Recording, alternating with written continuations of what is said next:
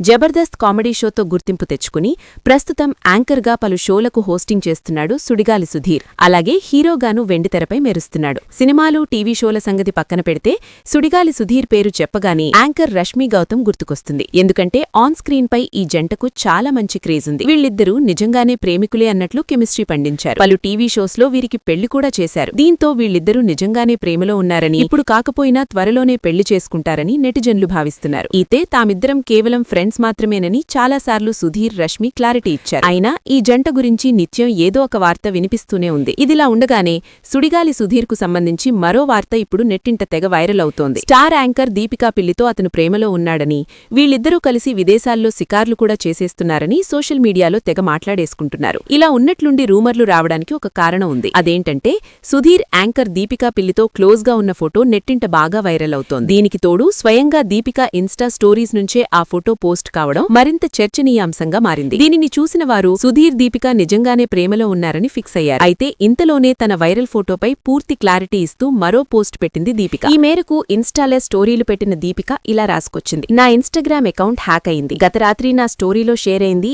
AI generated photo.